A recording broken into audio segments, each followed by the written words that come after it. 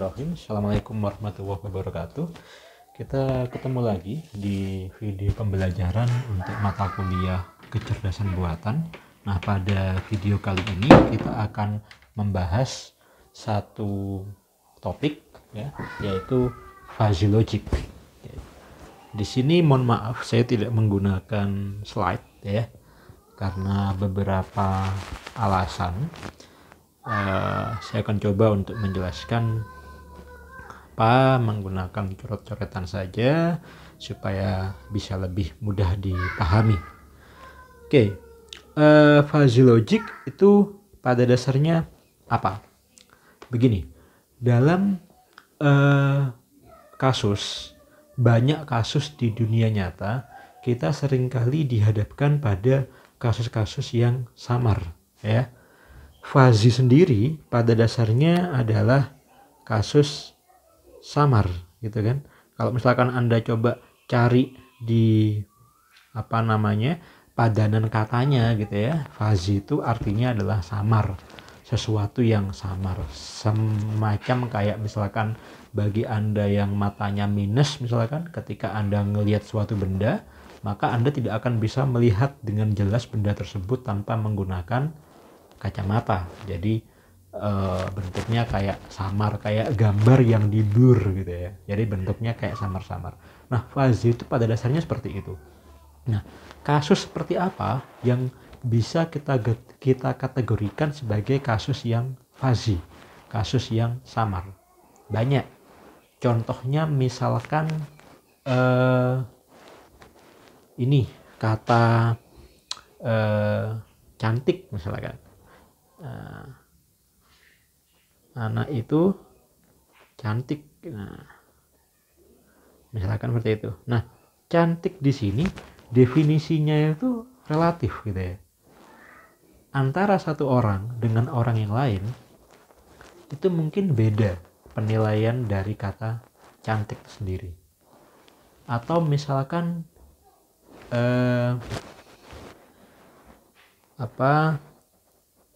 gaji saya besar. Nah, kata besar di sini itu juga samar. Mengapa kok samar? Karena besar itu sendiri relatif gitu loh. Bagi saya dulu ketika saya masih mahasiswa atau masih duduk di bangku sekolah SMA, jika saya ditawari suatu pekerjaan misalkan, kemudian dikasih gaji, ya asumsikan aja misalkan 1 juta per bulan. Mungkin pada waktu itu ketika saya masih SMA, saya akan menganggap itu gaji yang besar. Karena saya kondisinya pada waktu itu belum berkeluarga, kemudian memang kebutuhan juga relatif masih sedikit dan sebagainya. Ketika ditawari pekerjaan dengan gaji 1 juta, saya bilang, besar sekali gajinya gitu ya. Tapi dengan kondisi saya yang saat ini, kemudian ditawari pekerjaan dengan gaji 1 juta, saya nggak akan bilang itu besar ya. Jadi besar itu juga pada dasarnya merupakan suatu hal yang relatif. Atau misalkan suhunya dingin banget misalkan gitu, atau suhunya dingin. Nah, kata dingin di sini juga relatif. Ada nggak yang bisa memberikan batasan berapa sih suhu itu dikategorikan dingin? Apakah 16 derajat Celcius? Apakah 17 derajat Celcius? Apakah 18 derajat Celcius atau berapa? Jadi batasan. Jadi ibaratnya kalau misalkan kita punya penggaris gitu, di sini ada angka 0, ada angka 5, ada angka 10, ada angka 15, ada angka 20, 25, 30, dan seterusnya. Kalau saya suruh memberikan suatu batasan, Anda akan menempatkan garis batas dingin itu sebelah mana? Apakah di sini? Artinya kalau misalkan dia suhunya itu ada di range, misalkan ini anggap aja 17 derajat Celcius gitu ya. Kalau suhunya itu di bawah 17 derajat Celcius artinya dingin. Kalau lebih dari itu artinya panas. Apakah Anda bisa memberikan batasan kayak gini? Saya kira susah. Mengapa? Karena batasannya tidak kaku seperti ini. Bayangkan saja kalau misalkan kita asumsikan 17 derajat Celcius itu sebagai batasan antara dingin dan panas. Kalau misalkan ada suhu misalkan 16,999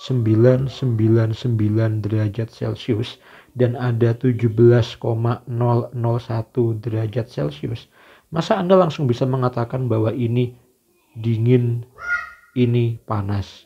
Kan nggak bisa kayak gitu kan. Nah, karena batasan 17 derajat Celcius pada dasarnya tidak ada. Jadi batasannya itu lebih kepada batasan area. Jadi areanya itu mungkin ada di sekitar ini. Nah, maksudnya area gimana Pak? Anda mungkin bisa kita asumsikan misalkan ini adalah suatu himpunan dingin, ini suatu himpunan panas gitu ya. Ini misalkan dingin, ini panas, maka area di sini ini yang kita sebut sebagai area abu-abu atau area samar. Jadi dia tidak bisa masuk ke dingin sepenuhnya, tapi dia juga tidak bisa masuk ke kategori panas sepenuhnya. Ada di antaranya. Nah, di antaranya ini mungkin kalau kita sebagai orang yang, atau misalkan saya sebagai orang yang lama tinggal di Malang, suhu yang saya kategorikan panas itu misalkan suhu 28 derajat Celcius. Suhu udara gitu ya. Itu udah panas banget, gerah. 30 derajat Celcius itu udah gerah banget. Suhu yang saya kategorikan dingin misalkan 16 derajat Celcius itu dingin.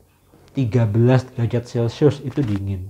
Tapi kalau suhu 19 derajat, 20 derajat itu bagi saya masih ada di tengah-tengah.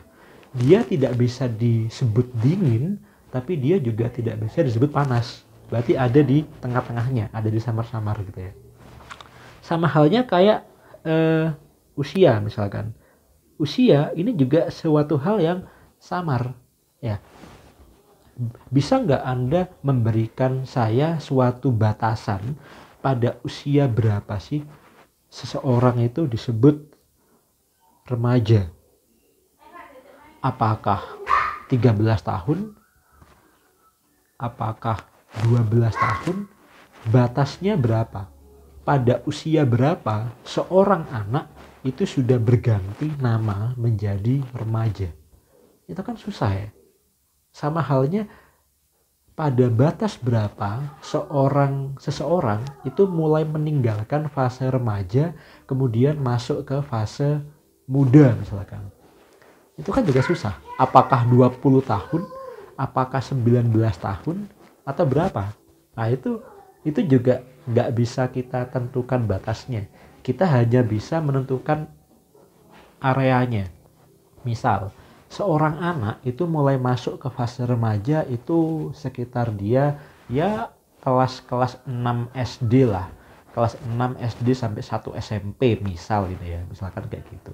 Nah, kelas 6 SD itu usia berapa sih? Kalau misalkan anak kelas 1 SD itu usia 7 tahun, berarti usia kelas 6 SD antara 12 sampai 13 tahun. Berarti ada di range area itu, antara 12 sampai 13 tahun. Tidak bisa langsung saya putuskan 13 tahun itu batasnya. Berarti kalau misalkan kemarin usia saya belum 13 tahun, saya masih anak-anak, sekarang ketika saya sudah ulang tahun yang ke-13, saya langsung remaja. Kan nggak bisa kayak gitu. Ada prosesnya. Nah, itulah yang dinamakan sebagai kasus fazi. Nah, dalam kehidupan nyata, kita seringkali menjumpai kasus-kasus seperti ini. Kalau Anda masih ingat kemarin ketika kita bahas di materi sebelumnya tentang certainty factor, kemudian tentang reasoning gitu kan. Kita tahu ada suatu pernyataan atau suatu rule. Nah, rule yang kita bahas kemarin itu rule-rule yang sifatnya itu pasti.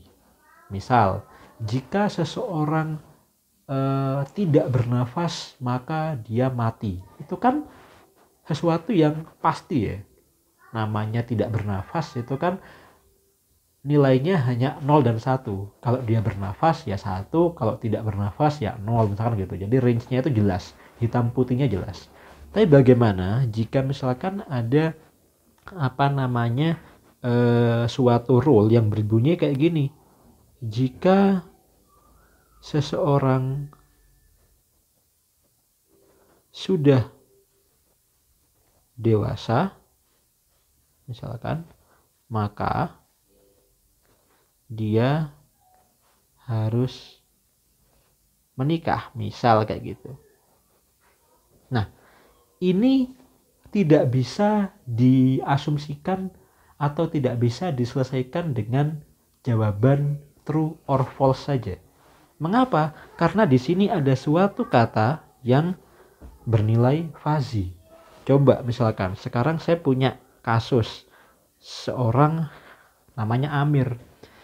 Amir ini dia berusia misalkan 18 tahun 3 bulan. Kemudian ada lagi orang namanya Tony. Tony ini usianya misalkan 30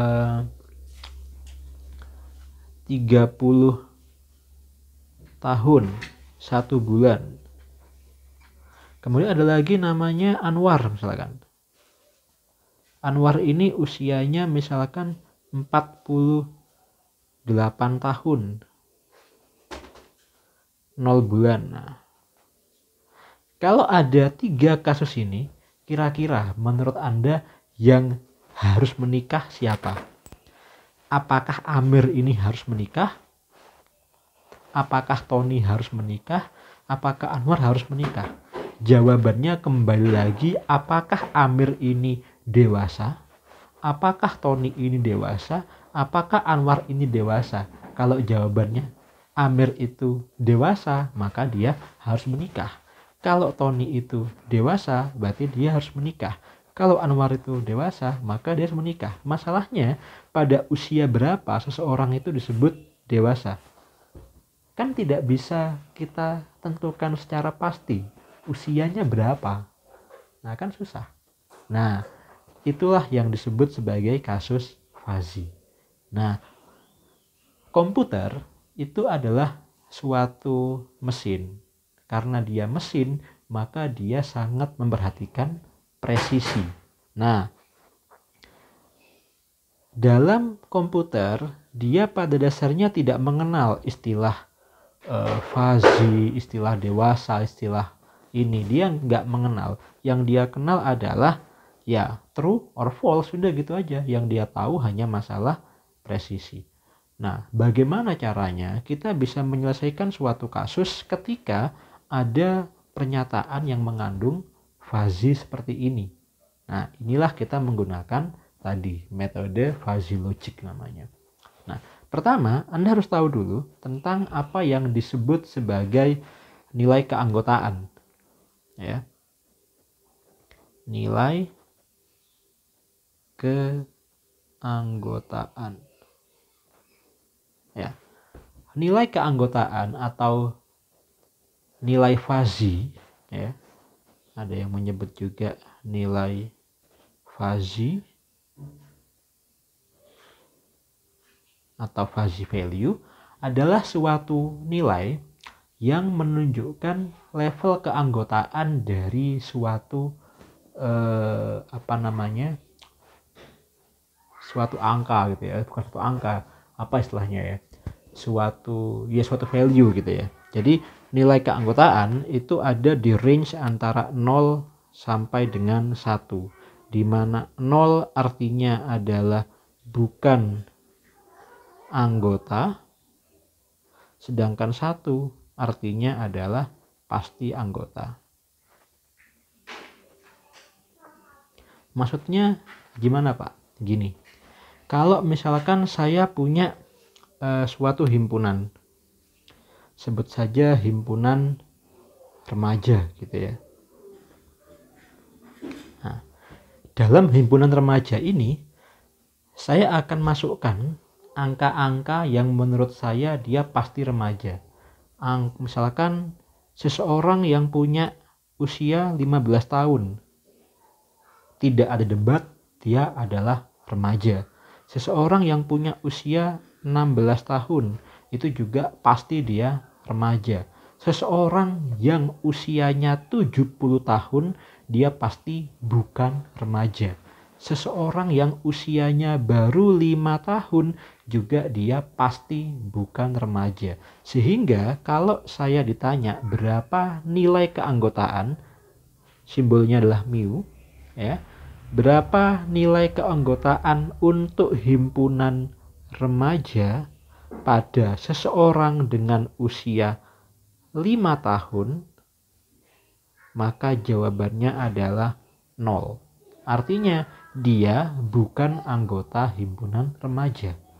Berapa nilai keanggotaan untuk himpunan remaja bagi seseorang dengan usia 15 tahun? Ya, nilainya 1. Artinya dia merupakan anggota dari himpunan remaja. Pasti. Tapi bagaimana kalau misalkan ada pertanyaan, berapa nilai keanggotaan untuk himpunan remaja bagi seseorang yang usianya misal 18 tahun. Nah, ini yang kita bingung. 18 itu masuk ke definisi remaja apa enggak ya? 18 tahun itu rata-rata anak sudah lulus SMA. Ketika sudah lulus SMA, maka dia ada yang lanjut kuliah, ada yang bekerja, bahkan ada yang menikah. Ya, karena di Indonesia sendiri seseorang itu diperbolehkan menikah minimal usianya 18 tahun. Nah, berarti dia termasuk remaja apa enggak ya? Nah, ini yang kita sebut sebagai nilai fazi. Jadi usia 18 tahun itu tidak bisa saya kasih nilai 0, tidak bisa saya kasih nilai 1. Mungkin lebih tepatnya saya kasih nilai ya misal 0,7 lah. Jadi dia mendekati ke remaja. Tapi bukan remaja, hanya mendekati ke remaja saja dengan nilai 0,7. Demikian juga misalkan nilai keanggotaan remaja untuk seseorang dengan usia misalkan 12,5 tahun. Ya mungkin dia fase-fase awal remaja tapi lebih ke masih dominan anak-anaknya ketimbang remajanya. Ya berarti saya kasih nilai misalkan 0,3 gitu. Nah itu yang dinamakan sebagai nilai keanggotaan, nilai fazi. Nah, jadi pada dasarnya hampir mirip ya dengan nilai CF yang kemarin kalau Anda masih ingat, tapi nilai CF itu kan nilai keyakinan. Jadi kita yang memberikan level keyakinan terhadap suatu pernyataan. Tapi kalau fazi itu tidak, dia berdasar kepada nilai keanggotaan. Ya, nilai keanggotaannya berapa? Artinya, jika misalkan kita menganggap bahwa angka atau usia 15 itu pasti remaja dan usia 12,5 itu nilai keanggotaannya 0,3, berarti semakin dia mendekati 15 tahun, nilai keanggotaan untuk remajanya jadi semakin tinggi. Misalkan kalau saya tanya berapa nilai keanggotaan usia remaja untuk seseorang dengan nilai atau dengan usia 13,2 tahun. Ya mungkin nilainya 0,8 gitu. Jadi semakin dia mendekati 15 tahun, nilai keanggotaan remajanya semakin tinggi. Semakin dia menjauhi angka 15 ya, semakin turun pula angka keanggotaannya dan mendekati nilai 0. Itulah yang dinamakan sebagai fazi value atau nilai fazi atau nilai keanggotaan. Gitu ya. Nah, minggu depan kita akan belajar bagaimana caranya kita memecahkan suatu permasalahan dengan menggunakan konsep fazi logic. Nah, sedikit sebelum saya akhiri video ini, saya akan menjelaskan tentang apa perbedaan antara fazi dan crisp. Anda akan banyak mendengar istilah ini nanti, fuzzy dan crisp. Fuzzy itu merupakan suatu nilai yang dia masih samar-samar. Contohnya kayak tadi, baik, besar, ya, kecil, mahal, dan seterusnya. Ini adalah fuzzy, ya. Tapi kalau nilai-nilai yang pasti, misalkan 30 kg, 10 derajat Celcius, 40 tahun, 1.500 rupiah. Ini adalah nilai crisp. Nah, jadi Anda harus bisa membedakan apa itu fuzzy, apa itu crisp. Oke, saya kira itu dulu yang bisa saya jelaskan untuk pengantar ya, pengantar fuzzy logic. Minggu depan kita akan bahas lebih banyak lagi di meeting online. Nanti kita akan langsung masuk ke studi kasus menggunakan dan coba kita selesaikan dengan menggunakan pendekatan fuzzy logic. Terima kasih atas perhatiannya. Sampai ketemu di video berikutnya dan Assalamualaikum warahmatullahi wabarakatuh.